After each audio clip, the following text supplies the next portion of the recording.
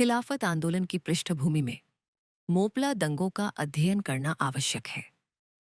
मोपला दंगे कोई विद्रोह या बगावत नहीं थे, बल्कि मलबार क्षेत्र के अल्पसंख्यक हिंदुओं का बहुसंख्यक मुसलमानों द्वारा किया गया नरसंहार था।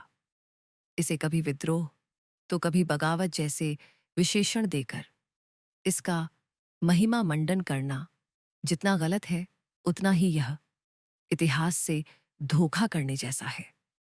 नमस्कार, मैं हूं कणिका और आप देख रहे हैं अवधूत चिंतन। इतिहास का पीछा करते हुए यह स्पष्ट होता है कि मोपलाओं द्वारा किए गए अत्याचारों और नरसंहार की प्रवृत्ति की शुरुआत बहुत पहले, अर्थात 1836 से ही हो चुकी थी। दंगाई, हिंसक और कट्टरपंथी मोपले जब भी मौका मिला, तब उन्होंने छोटे बड़े दंगे करवाकर हिंदुओं को या तो मार डाला या उनकी लूटपाट की। यह सिलसिला 1919 तक लगातार चलता रहा। हिंदुओं पर सबसे बड़ा संगठित और योजनाबद्ध हमला तब हुआ जब कांग्रेस ने खिलाफत आंदोलन को समर्थन दिया। इसीलिए अगर कहा जाए कि मोपला दंगे खिलाफत आंदोलन की अवांछित संतान है, तो यह कहना अधिक न्यायोचित और उचित होगा। एक तरफ विदेशी खिलाफत आंदोलन मुस्लिम समाज में जोर पकड़ रहा था, तो दूसरी तरफ भोले भाले हिंदू गांधी जी के असहयोग आंदोलन में शामिल होकर पूरी तरह असावधान थे। असहयोग आंदोलन खिलाफत आंदोलन को हिंदुओं की ओर से समर्थन दिलाने के उद्देश्य से शुरू किया गया था। इसी दौरान केरल के मुस्लिम बहुल मलबार क्षेत्र में दो चिंता उत्पन्न करने वाली घटनाएं घटीं। एक तरफ मुस्लिम किसानों और हिंदू जमींदारों के बीच विवाद शुरू हुआ, तो दूसरी ओर अरब देश के कट्टर पुनरुत्थानवादी जिहादी, संपूर्ण इस्लामवादी और इस्लामी कट्टरपंथी विचारों का प्रभाव वहां के मुस्लिम किसानों पर गहराने लगा, जिन्हें मोपला कहा जाता था। थोड़े बहुत आर्थिक लेकिन मुख्यतः धार्मिक कारणों से मुस्लिम और गैर मुस्लिम समुदायों के बीच धार्मिक संघर्ष पैदा हुआ। इसके परिणाम स्वरूप मोपलाओं में पुनरुत्थानवादी कट्टरपंथी इस्लामी विचारधारा की पकड़ और भी मजबूत हो गई।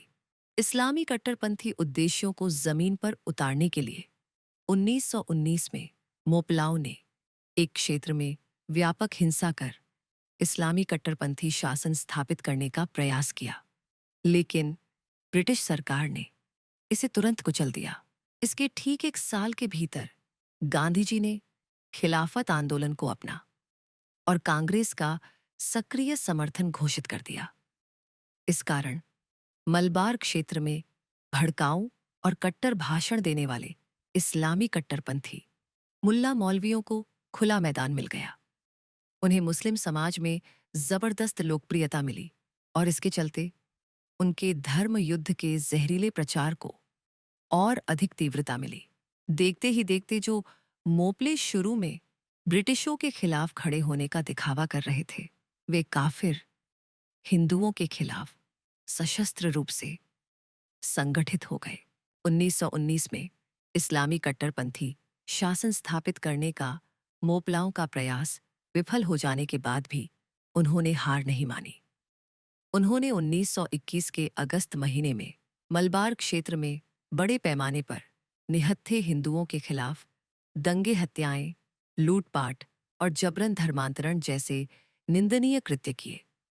इन घटनाओं में कई हजार हिंदू, स्त्री, पुरुष और निर्दोष बच्चे मारे गए।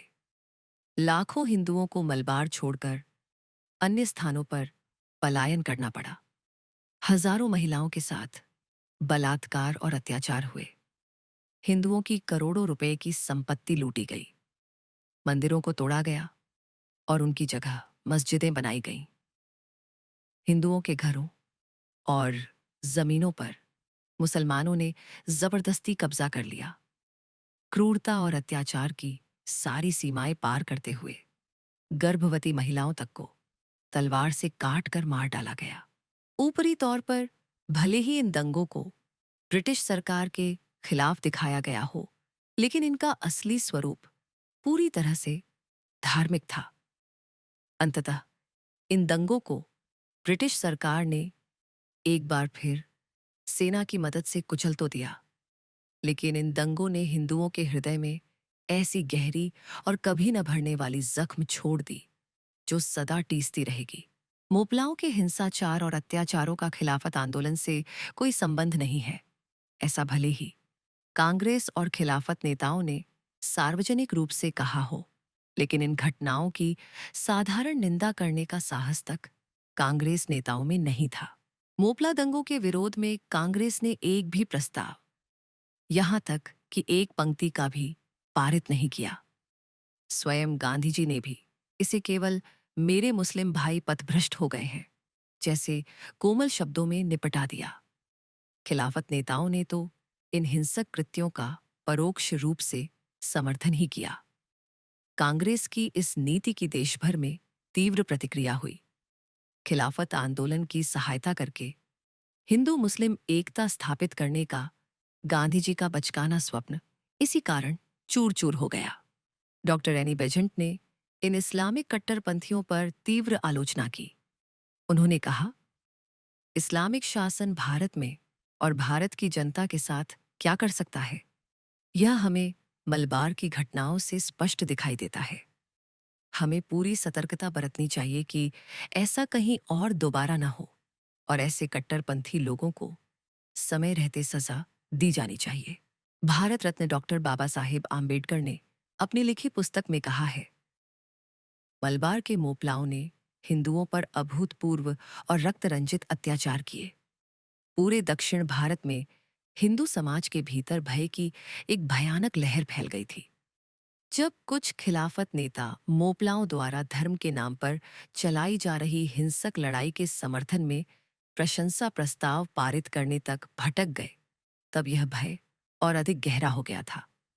कोई भी कह सकता था कि हिंदू मुस्लिम एकता के लिए यह बहुत बड़ी कीमत थी, लेकिन गांधी जी हिंदू मुस्लिम एकता स्थापित करने की आवश्यकता में इतने अंधे हो गए थे कि वे मोपलाओं के द्वारा किए गए हत्या, लूटपाट, जबरन धर्मांतरण, महिलाओं पर बलात्कार जैसे निंदनीय कृत्यों पर भी पर्दा डालने को तैयार थे। एक तरफ मोपलाओं और खिलाफत आंदोलन की प्रशंसा की जा रही थी, तो दूसरी ओर गांधी जी यह कहकर उनका बचाव कर रहे थे कि मोपले जिस धर्म को मानते हैं और जिसे वे धार्मिक कर्तव्य मानते हैं, उसी रूप में वे लड़ रहे थे। इस तरह गांधी जी ने उन्हें शूरवीर और धर्मपरायण बताकर गौरवान्वित किया। मुल्ला मौलवियों की तबलीग और तंजीम की इस कट्टर नीति की प्रतिक्रिया के रूप में हिंदुओं की ओर से संगठन शुरू हुआ और स्वामी श्रद्धानंद का शुद्धि आंदोलन भी चला। लेकिन इसके बाद अब्दुल राशिद खान नाम के एक कट्टर मुस्लिम आतंकवादी ने स्वामी श्रद्धानंद की हत्या कर दी। इस घटना पर टिप्पणी करते हुए गांधी जी ने अब्दुल राशिद खान को भाई कहकर संबोधित किया। इतना ही नहीं, उन्होंने यह भी कहा कि इस हत्या के लिए अब्दुल राशिद खान नहीं, बल्कि वे लोग जिम्मेदार हैं जो हिंदू और मुस्लिमों के बीच नफरत फैलाते हैं। ऐसा कहकर गांधी जी ने अप्रत्यक्ष रूप से यह दिखाया कि स्वामी श्रद्धानंद द्वारा शुरू किए गए शुद्धि कार्य के कारण ही यह घटना हुई। सीधे शब्दों में कहें तो स्वामी श्रद्धानंद की हत्या के लिए गांधी जी ने स्वयं श्रद्धानंद को ही जिम्मेदार ठहराते हुए एकतरफा निष्कर्ष दे दिया। मोपलाओं के दंगों के कारण उस दशक में देश में अभूतपूर्व सांप्रदायिक दंगों का वातावरण बन गया। हिंदू बहुसंख्यक होते हुए भी अपने ही देश में हिंदू सुरक्षित नहीं है, यह भावना समाज में गहराने लगी।